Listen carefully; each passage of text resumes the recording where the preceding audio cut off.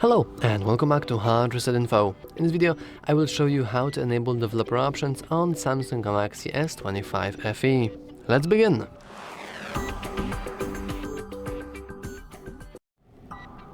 First, we want to navigate into our settings. While inside settings, you want to scroll all the way down and head into bottom option called About Phone. In here, you can head into software information, and here we should have few different software information, but we want to focus on the build number, and we want to click it a couple of times. At the 7th time, we have to input our current pattern to our lock screen, and we are prompted if we want to allow development settings.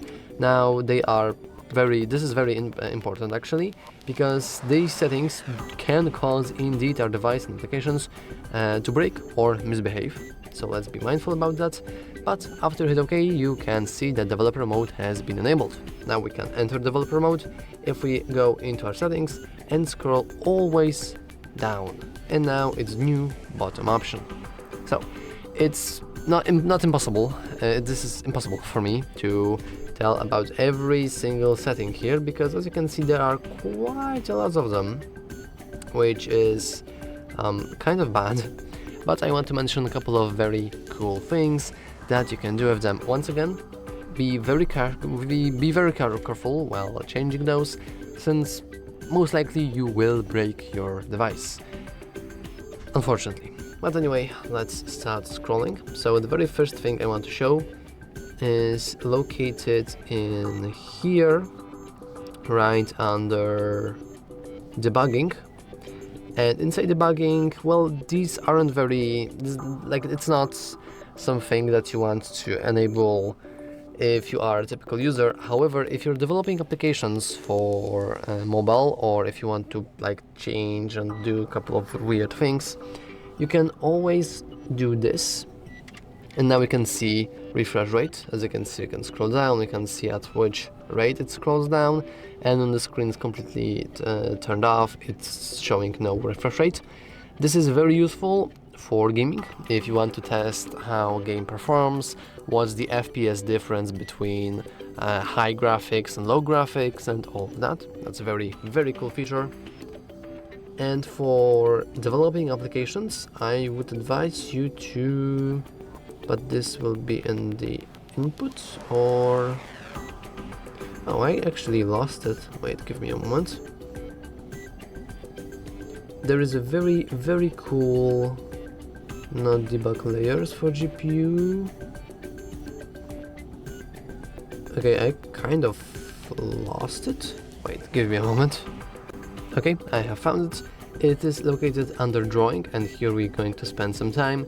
And right at the top we have show layout bounds, and when we enable it, we'll see very, very weird things. Now don't you worry, this is what you want to see. And using that, you can actually see how text is spaced, how it's located, how big are the margins, etc, etc. It's a very good feature when you're developing applications, because, well, the Samsungs are pretty typical in terms of their size, but now thanks to these folded phones or tablets or whatever, and the amount of different screen sizes that you have on mobile are crazy, and it's very hard developing applications on them. So having the layout bounds is really, really helpful. And now we have few very cool things like window animation scale, transition animation scale, and animator duration scale. And well, we can, for example, speed up every single animation. As you can see, we had this animation for, well, actually clicking this. If we would set it to half, then you'll notice that this is half as speed, but we can also always disable it. So now that's looking pretty weird, right? Well, this is because it is weird. There are no animations. Once again, I will enable animation, so this counts as an animation, this fade in, fade out. So for example, we can half it. So now technically it should be half the speed. It's very hard to see that, but if we disable them completely, then it's very, very apparent. though unfortunately it does not like apply to this. This only applies to built-in animations inside your phone. And of course you can always speed them up if you want to, or once again slow them down. But let's keep going. We have some very interesting thing called the minimum width.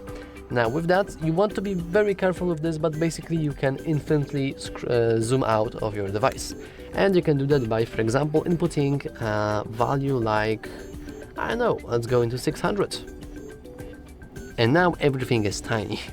And you will notice that everything is now behaving like it would on a tablet, on a Samsung tab, or like on a folded phone, which is quite funny to see, actually. And of course, if you want to, we could take it just further, like 800.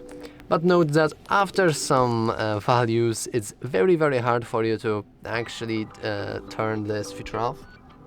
So be careful, because there is a very high chance that you might set it to such a low value that you won't be able to click the minimum width. Just look at this. And you won't be able to set it back to the value you had it before. So let's say OK. And as you can see, we actually broke our Samsung. Seriously. Now everything is kind of broken, because even if we reset it and we go back, we shouldn't really see this nowadays. We can try to fix that by going into screen zoom, I believe, but okay, yeah, the screen zoom fixes that.